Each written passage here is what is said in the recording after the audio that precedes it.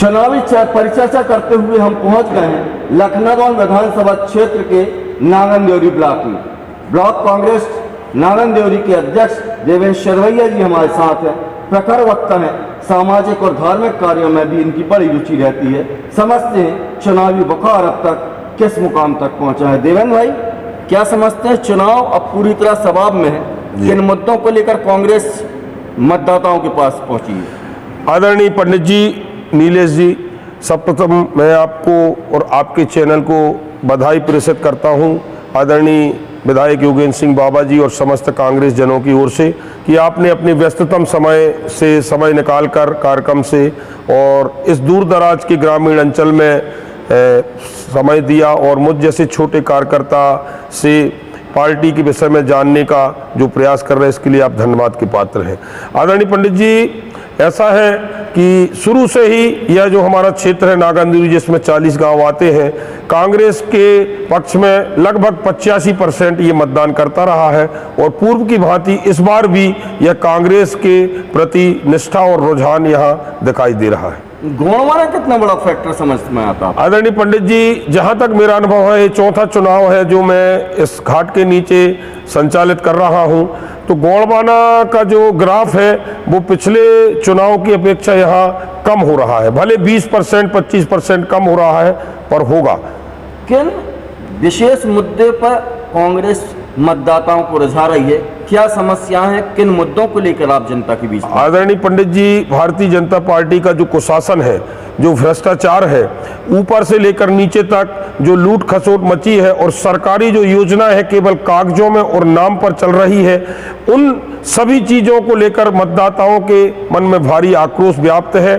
और भारतीय जनता पार्टी, जैसे कि आप जानते हैं कि जब जब चुनाव आता है तो समाज को हिंदू मुस्लिम और धर्म के नाम पर बांटने लगती है और उन पर अपनी फसल काट के और पुनः भ्रष्टाचार की अपनी सीढ़ियों पर आरूढ़ हो जाती है। तो भ्रष्टाचार और क्षेत्रीय विकास जो है, ये एक महत्वपूर्ण मुद्दा है इस चुनाव में। लाडली बहना योजना भाजपा संजीवनी मान रही है।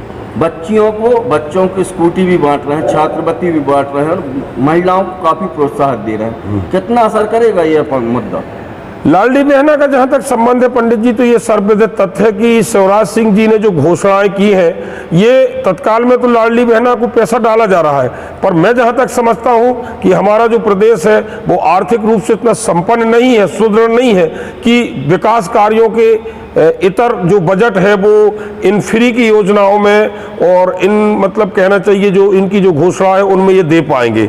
उदाहरण के तौर पर देश के कई राज्य हैं कि चुनाव के वक्त बस ये लोक लुभावनी योजनाएं संचालित रहती हैं और उसके बाद धीरे धीरे दम तोड़ देती है। तो ये बात जनसामान्य भी जान रहा है।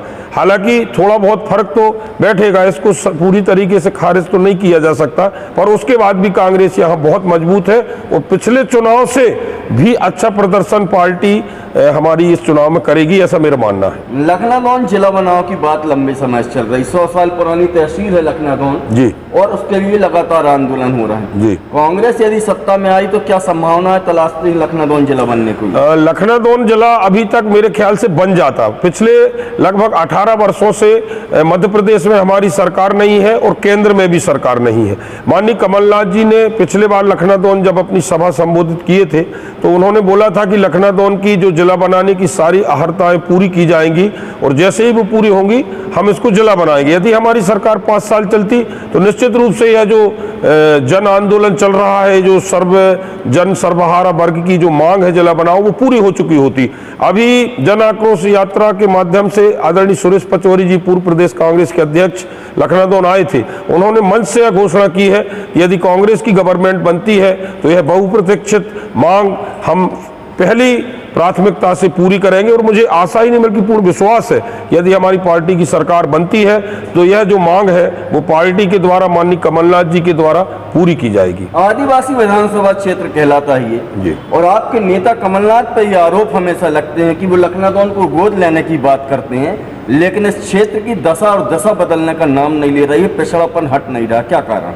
देखिए, ये मेरे ख्याल से ये जो बातें की जाती हैं ये सर्वथा विरोधाभासी जो हमारे विरोधी दल है उनकी मानसिकता की उपज है और वही लोग इस बात को जनसामान्य तक जोर शोर से पहुंचाते हैं। रही बात पिछड़ापन की, तो आप जानते हैं, मैंने अभी उल्लेख भी किया कि बहुत लंबे समय से हमारी सरकार नहीं है। ऐसी स्थिति में पंडित जी आप जानते हैं कि क्षेत्र की दिशा बदलने में, क्षेत्र के लिए योजनाएं बनाने में, उनके लिए धन मुहैया कराने में सरकार का ही योगदान रहता है। अब ये लोग हमारे विधायक से या विपक्ष के लोगों से उम्मीद करते हैं कि क्षेत्र में अमूलचूल विकास की गंगा बहा दी जाए, तो बजट तो बनाते हैं सरकार के लोग और सरकार में बैठी भारतीय जनता पार्टी, तो ये जानबूझकर हमारी विधानसभा को बजट नहीं देते हैं। फिर भी माननीय विधायक योगेंद्र सिंह जी ने जितनी उनकी सीमाएं हैं उनसे बाहर भी जाकर यहाँ बांधों का निर्माण कराया है, सड़कें बनाई है, गांव-गांव रंगमंच बनाए हैं, हर पंचायतों में आप देख सकते हैं टैंकर दिए हैं। भाई उदाहरण के तौर पर यहाँ सांसद जी कुलस्ते जी हैं, केंद्रीय मंत्री हैं, केंद्रीय मतलब अपना पंचायत एवं राज्य मंत्री हैं उसके पंचायत विभाग के, उनके द्वारा मैं बताऊं आपसे, आप भ्रमण कर लीजिए क्षेत्र में, एक भी सांसद निधि से कोई काम 10 वर्षों में उन्होंने स्वीकृत नहीं किए हैं। 40 गांव की बात कर रहा हूं। उनके द्वारा पत्र तो लिखे जाते हैं पर कभी किसी ग्राम पंचायत को राशि जारी नहीं की जाती है। तो ये भी वोट लेते हैं, केंद्र में मंत्री हैं, इनके पास शक्तियां हैं, इनकी सरकारें हैं, पर इन्होंने विकास को कभी यहाँ अमली जामा नहीं पहनाया। उल्टा हमारे विधायक जी जिनकी सरकार नहीं है, जिनकी शक्तियां सीमित है, उन पर ये आरोप लगाते कि उन्होंने क्यों नहीं कराया। आप ये बताइए, जनता को मैं आपके माध्यम से बताना चाहता हूँ कि जिस दल की सरकार है, जिनके पास खजाने की चाबी है, तो विकास करने की जिम्मेदारी या विकास की महती भूमिका उनको निभाना चाहिए कि विपक्ष के एक विधायक को निभाना चाहिए। भारतीय जनता पार्टी एक आरोप और लगा रही है कि लखनादौन के विधायक 10 साल से यहाँ सिटिंग एमएलए हैं, उसके बाद भी हमेशा नदारत रहते, क्षेत्र में नजर नहीं आते। क्या कहेंगे आप? मैं ये कहूँगा ये जो उनका आरोप है सर्वथा निराधार है। देखिए आप जानते हैं कि जैसे धूमा क्षेत्र का मामला है, धूमा के आसपास उनका गृह ग्राम घुरबाड़ा है, धूमा से मात्र 3 या 4 किलोमीटर है। सारे लोग विधायक जी से संपर्क में रहते हैं समय समय पर। मैं अपने ब्लॉक की बात करता हूँ, अभी 1.5 महीने पहले विधायक जी ने 37 गांव का सघन जनसंपर्क 3 दिन दिए थे किया। वहां पर किसी भी एक व्यक्ति ने यह शिकायत नहीं की कि आप नदारत रहते हैं। हर महीने लगभग 4 या 5 बार विधायक जी क्षेत्र का दौरा करते रहते हैं। रही बात धूप क्षेत्र, घनसौर क्षेत्र, आधे गांव क्षेत्र, यहाँ पर विधायक जी हर बार अपना दौरा कार्यक्रम निकालते हैं। थोड़ा सा दिक्कत ये है कि हमारे विधायक जी जो है काम पर विश्वास करते हैं। बहुत ज़्यादा पब्लिसिटी भारतीय जनता पार्टी के लोगों जैसे टीवी में उद्घाटन कर दिए, टीवी में भूमि पूजन कर दिए, यह काम वो करते नहीं है। वो जमीनी काम करने पर विश्वास रखते हैं और पुराने राजनीतिक परिवार से है, तो उन्होंने कोई राजनीति उनके लिए नई बात नहीं है। आप जानते हैं कि उनकी माताजी विधायक, मंत्री, प्रदेश कांग्रेस की अध्यक्ष, हिमाचल प्रदेश की राज्यपाल जैसे महत्वपूर्ण और महिला आयोग की राष्ट्रीय पदाधिकारी रह चुकी है, तो वो कोई नौसिखिए व्यक्ति नहीं है।